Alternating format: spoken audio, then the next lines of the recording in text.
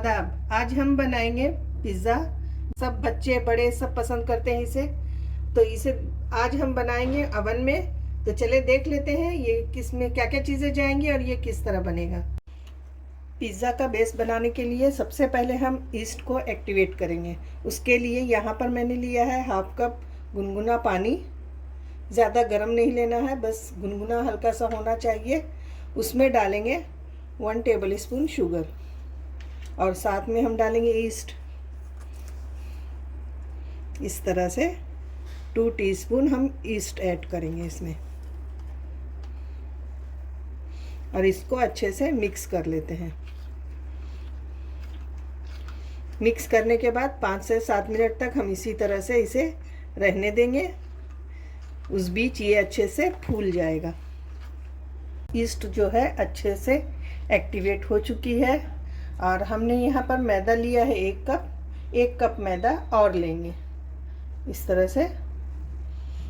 और इसमें हम डालेंगे हाफ टी स्पून के करीब नमक। इन चीज़ों को अच्छे से हम मिक्स कर लेते हैं। अब ये ईस्ट जो हमने रखा है इसको इसमें हम डालेंगे इस तरह से। सारा ईस्ट हमें ले लेना है इसमें और इसे अच्छे से हम गूंद लेते हैं। जब पानी कम लगे तो हम थोड़ा थोड़ा करके पानी ऐड करते जाएंगे और एकदम सॉफ्ट डो इसका लगाएंगे। नरम आटा होना चाहिए। जितना नरम होगा ये अच्छे से फूलेगा और इसका पिज़्ज़ा का बेस जो है वो अच्छे से तैयार होगा। इस तरह से देखिए मैंने आटा को अच्छे से गूंद लिया है। अब इसमें थोड़ा सा हम डालेंगे 1 टीस्पून के करीब ऑयल और इसे अच्छी तरह से हम मसल लेते हैं। मैंने यहाँ पर आटे को अच्छे से गूंद लिया है। अब इसको ढककर 2 से 2.5 घंटे के लिए हम इसी तरह से रहने देंगे। उसके बाद मिलते हैं। 2.5 घंटा हो चुका है और हमने इस तरह से खोल कर देखा तो ये अच्छी तरह से फूल चुका है। इसको हम थोड़ा सा इस तरह से पंच करेंगे और अच्छे से हम गूंद लेते हैं इसे। अच्छी तरह से इसे मिक्स करेंगे। देखें कितनी अच्छी जाली तैयार हुई है इसमें। बहुत अच्छी तरह से ये फूला है। थोड़ा सा आटा डालेंगे और इसको हम इस तरह से इसके ऊपर रखकर एक बार गूंद लेते हैं। इस तरह से मैंने गूंद लिया है। अब इसके 2 हिस्से करेंगे। आटा डस्ट कर दिया है। अब इसके ऊपर इस तरह से ये डो रखेंगे और इसको हल्का हल्का बेल लेंगे। जितना बड़ा हमें चाहिए बस उतना ही बड़ा, ज़्यादा पतला नहीं करना है। ये पिज़्ज़ा का बेस जो होता है थोड़ा मोटा ही होता है। इस तरह से हमें बेलना है। इस तरह से मैंने बेल लिया है। अब इसे हम रखेंगे बेकिंग ट्रे पर। पिज़्ज़ा का बेस मैंने ट्रे के अंदर रख दिया है और इसको अब हम फोक की मदद से हल्का हल्का प्रिक कर लेंगे। हम इसी तरह से रहने देंगे तो ये फूलने लगेगा और पिज़्ज़ा हमारा सही से नहीं बन पाएगा। अब इसके ऊपर हम लगाएंगे पिज़्ज़ा सॉस।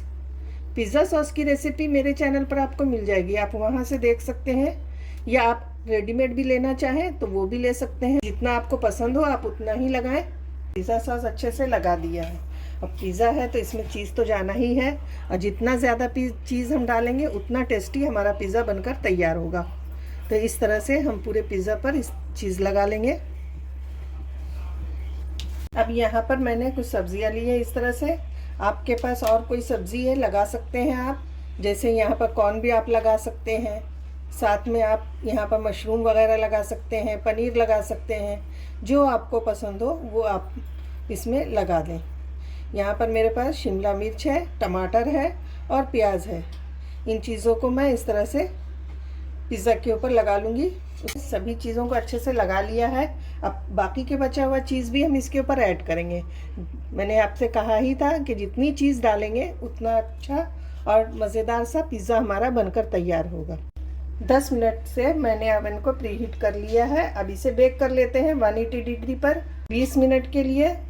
पिज़्ज़ा बनकर तैयार है। 25 मिनट में हमने इसे अच्छे से बेक कर लिया है।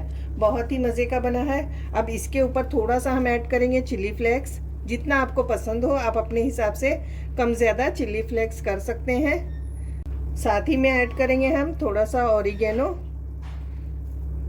ये भी आप अपने टेस्ट के हिसाब से कम ज़्यादा कर सकते हैं। अब इसे हम कट कर लेते हैं इस तरह से।